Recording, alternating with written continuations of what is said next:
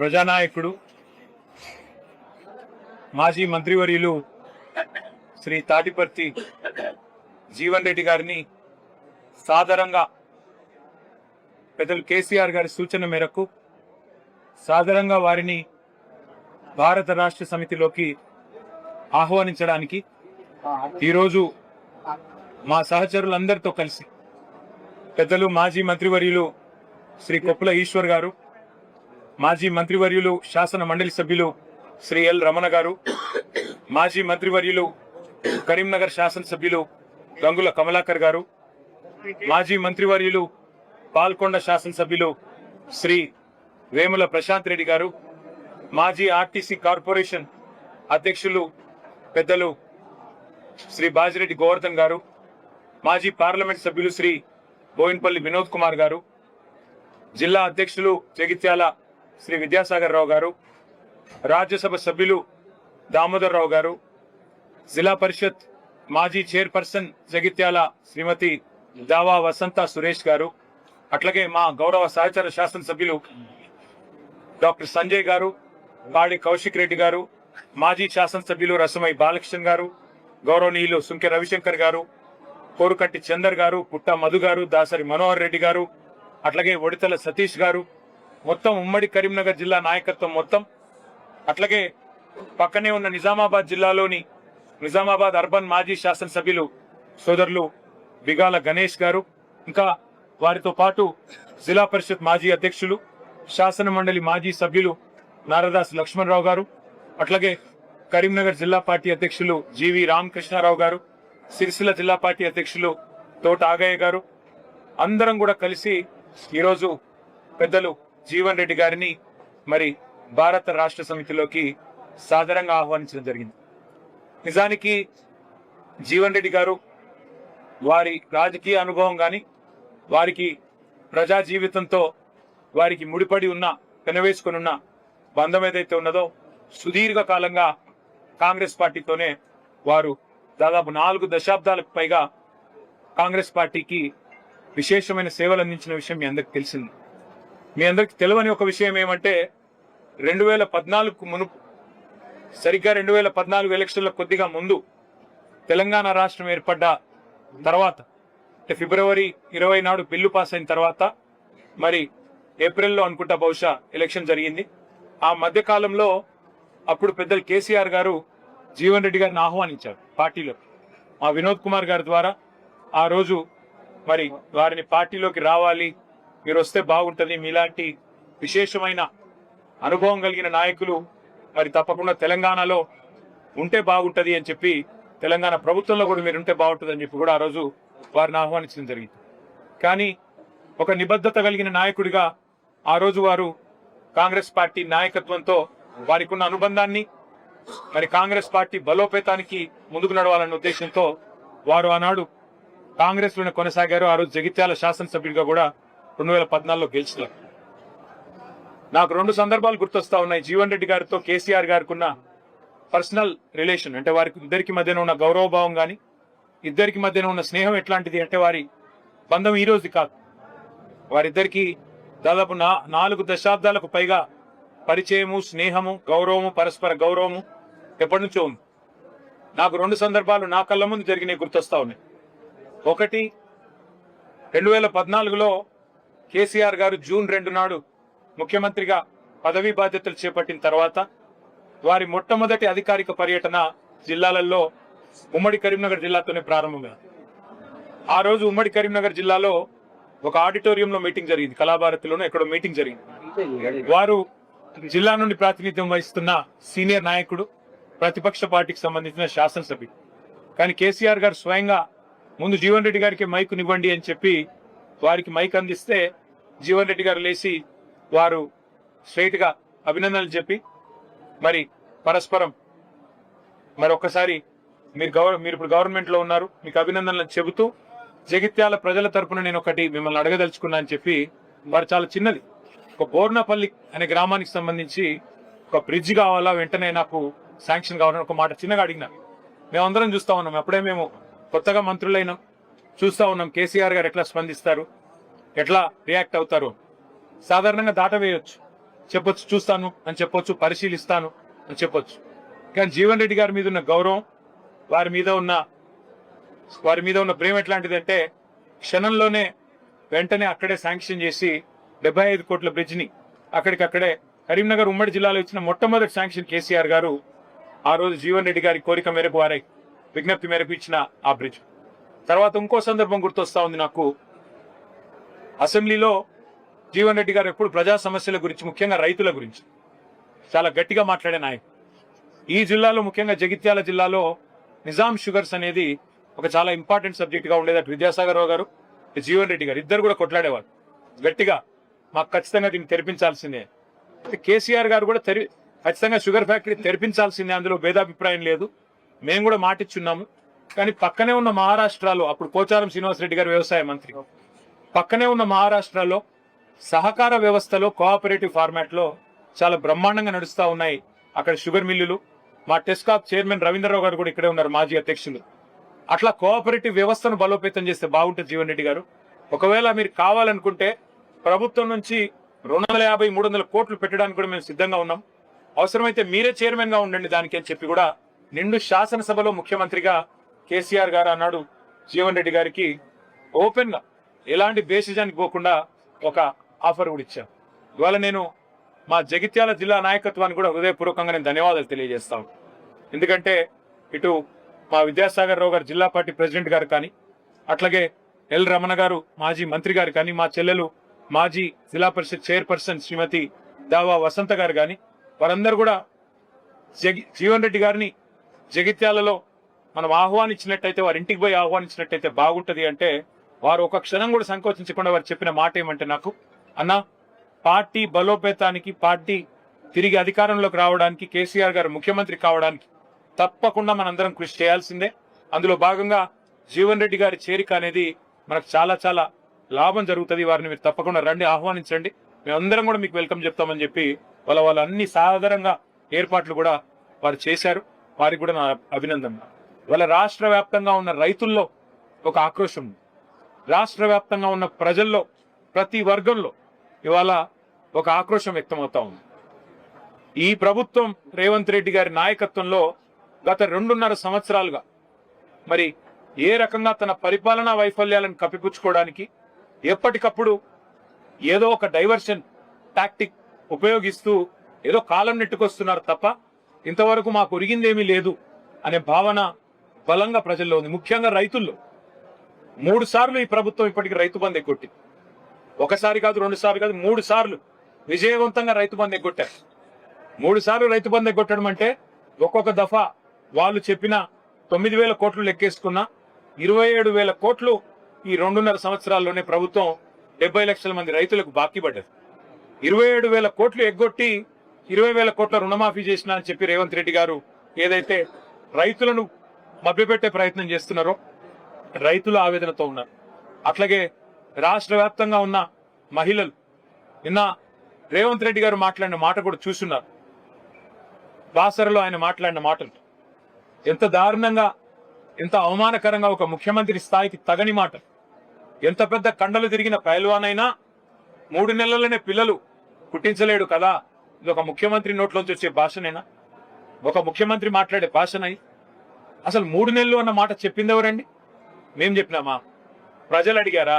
మీరే కదా సంతకాలు పెట్టింది, మీరే కదా రేవంత్ రెడ్డి గారు పిసిసి అధ్యక్షుడిగా, మీ బట్టి విక్రమార్క గారు సిఎల్పి లీడర్ గా 100 రోజుల్లోనే 6 గ్యారంటీలు అమలు చేస్తామని నొక్కి చెప్పింది మీరు, గ్యారంటీ కార్డులు ఇచ్చింది మీరు, ఆర్థిక పరిస్థితి మొత్తం మాకు తెలుసు అని చెప్పి ఉదరగొట్టింది మీరు. ఇవాళ ఏ ఒక్క హామీ అమలు చేయకుండా ఈ అపసవ్యపు మాటలు మాట్లాడుతున్నది మీరు. పెద్దలు జీవన్ రెడ్డి గారు లాంటి నికార్సైన కాంగ్రెస్ నాయకులను అవమానించి వారి ఆత్మగౌరవాన్ని దెబ్బతీస్తున్నది మీరు. ఇది ఒక జీవన్ రెడ్డి గారి విషయంలో కాదు నేను మాట్లాడుతున్నాను. నేను మొన్న డిప్యూటీ సీఎం బట్టి విక్రమార్క గారి కొడుకు పెళ్లికి పోయినా. ఒకరు కాదు, ఇద్దరు కాదు, ఒక 100-150 మంది కాంగ్రెస్ కార్యకర్తలు నా చేతిలో చేసి, అన్న వచ్చేది మీ ప్రభుత్వమే. అది సందర్భము కాదు, రాజకీయ వేదిక కాదు, ఇంకోటి కాదు. ఎందుకు చెప్తా ఉన్నా అంటే, కాంగ్రెస్ పార్టీ కార్యకర్తల ఆక్రోశమే ఇట్లా ఉంటే, సామాన్య కాంగ్రెస్ కార్యకర్తల ఆవేదన ఇట్లా ఉంటే, ఈ రాష్ట్రంలో రైతుల పరిస్థితి, ఈ రాష్ట్రంలో మహిళల పరిస్థితి, ఈ రాష్ట్రంలో పేదల పరిస్థితి, ఈ రాష్ట్రంలో 2 లక్షల ఉద్యోగాలని చెప్పి మీరు మీ చేతిలో మోసపోయిన యువత పరిస్థితి ఏ రకంగా ఉందో మనం అర్థం చేసుకోవచ్చు.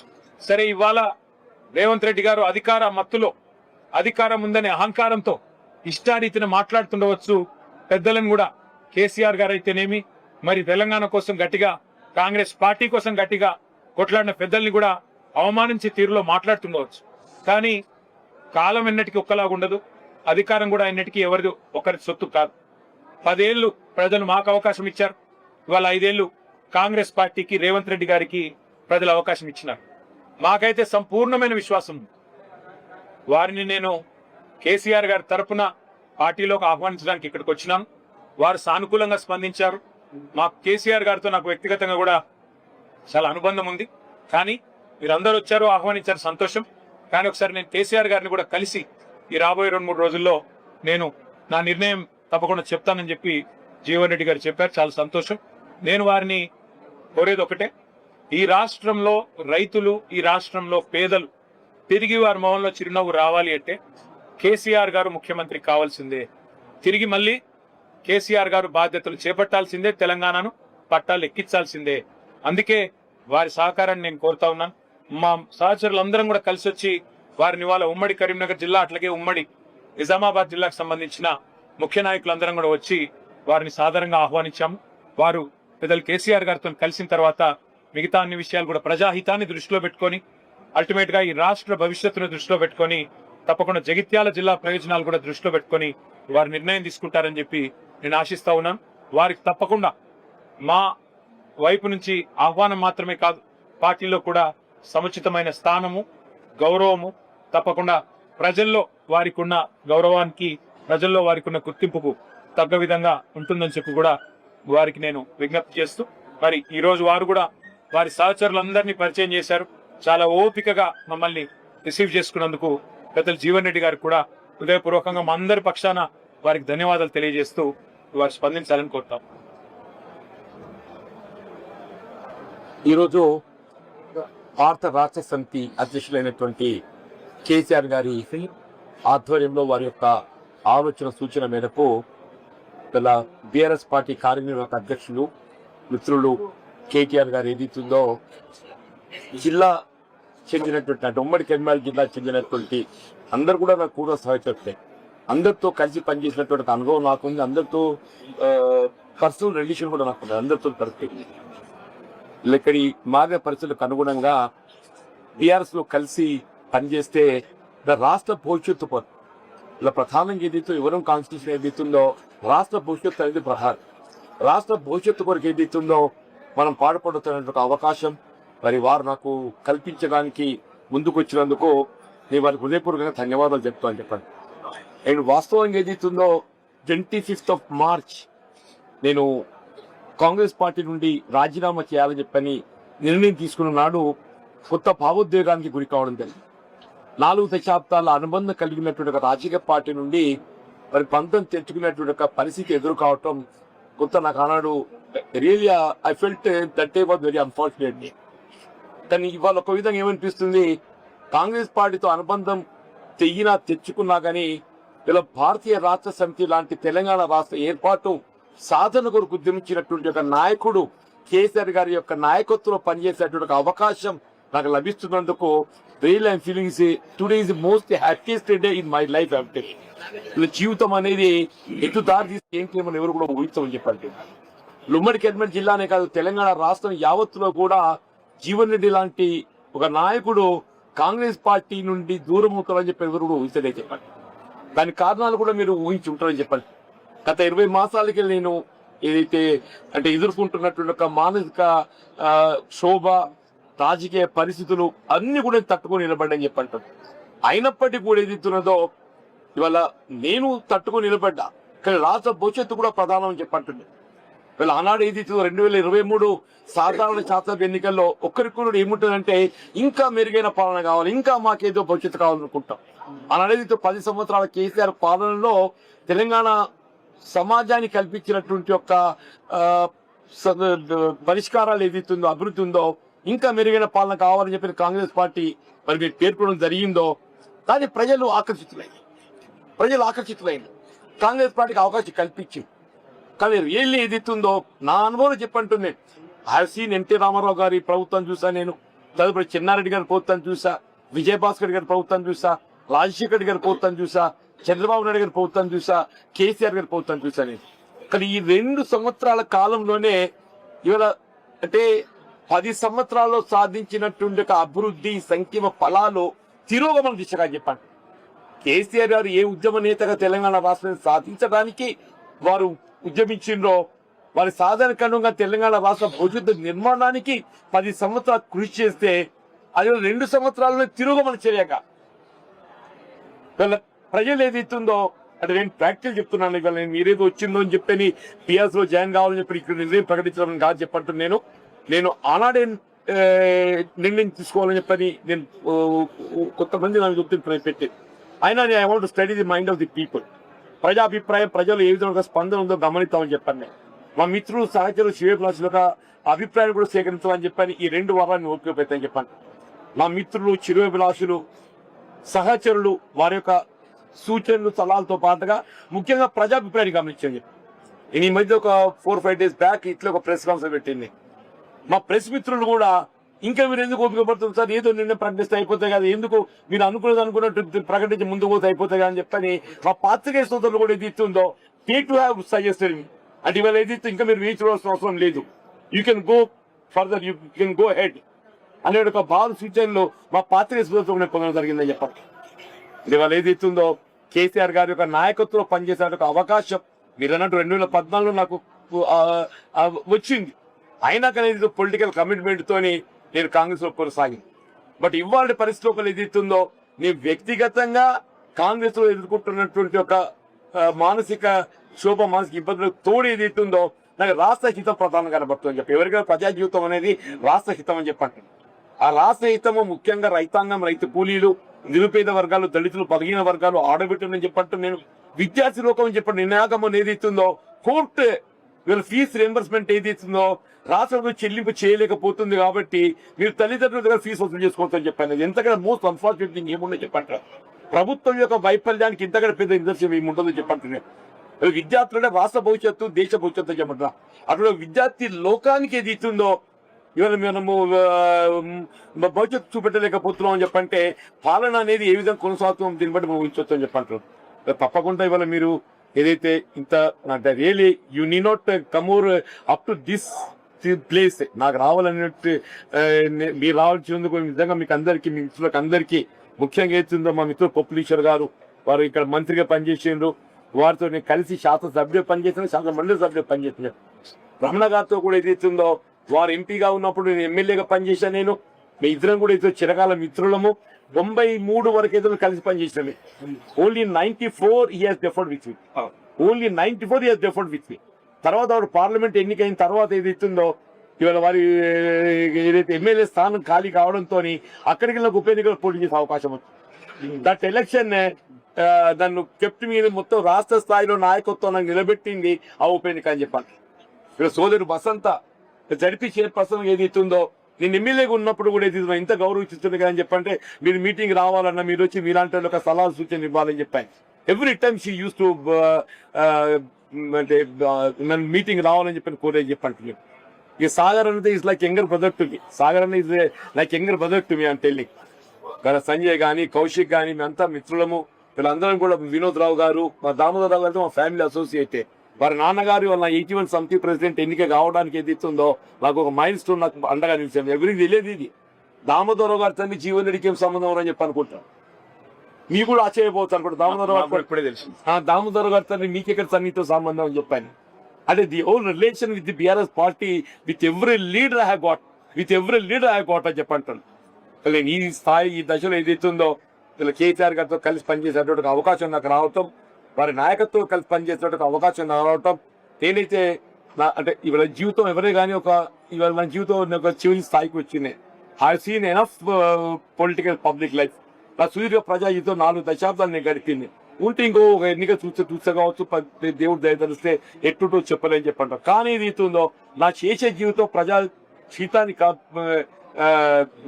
పాటుపడటానికి కొరకు ఏది ఇస్తుందో కేసీఆర్ గారి నాయకత్వంలో పనిచేయడానికి మీరు నాకు అవకాశం కల్పిస్తున్నందుకు, వారి సూచన కనుక మీరు ముందుకు వచ్చినందుకు మీకు హృదయపూర్వక ధన్యవాదాలు చెప్తున్నా. ఈ కేసీఆర్ గారు కలవటము మా పాత సాన్నిహిత్యం, దాన్ని కొంత పెన్ ఎదురుంటుంది కదా, నెమరు వేసుకోవడానికి కొరకు అని చెప్పి అంటుంది. మా పాత సాన్నిహిత్యం వద్ద నెమరు వేసుకోవడానికి కొరకు వారిని కలవాలని కోరుతున్నా. అంతే తప్ప ఏదైతే పార్టీలో చేరడం అనేది నేను ఆల్రెడీ ఎక్స్ప్రెస్డ్, పార్టీలో బీఆర్ఎస్ లో చేరుతున్నా అని చెప్పని నేను ఆల్రెడీ ఎక్స్ప్రెస్ అండి. ఎప్పుడు సార్ పార్టీ తినబోతు రుచులు అడగకూడదు. పెద్దవాళ్ళు ఇద్దరు కలుసుకున్న తదుపరి కార్యాచరణ ఇప్పుడు వారి నిర్ణయం ప్రకటించింది. పార్టీలో చేరడం లాంఛనంగా చేరుతాను. కేసీఆర్ గారిని కలిసి కేవలం మా స్నేహానికి సంబంధించిన కొన్ని జ్ఞాపకాలు నెమరేసుకోవడానికి అని చెప్పారు. ఇక పెద్ద నిర్ణయం చెప్పేసినారు. మిగతా వార్తలు మీరు తర్వాత అవన్నీ మీరు అడగకూరి బ్రదర్. ఇద్దరు పెద్దవాళ్ళు ఇద్దరు మాట్లాడుకొని అన్ని విషయాలు ప్రకటిస్తారు. అయ్యా మీరు తినబోతు రుచులు అడగకూడదు, మీరు తొందరపడకుండ్రి. ఇప్పుడు వారిద్దరికి ఉన్న అనుభవం అంత కాదు నా వయస్సు, కాబట్టి వారిద్దరు కలుసుకున్నాక పెద్దలు వారి నిర్ణయం ప్రకటిస్తారు. ప్రకటించిన దాని తదుపరి వారు ఏ నిర్ణయం ప్రకటిస్తే దాన్ని శిరసావహించడం, దాన్ని అమలు చేయడం మా బాధ్యత. వర్కింగ్ ప్రెసిడెంట్ అంటే పెద్దలు కేసీఆర్ గారు అబ్బాయి వర్క్ ను సమర్థవంతంగా చేయడం అంతేనా.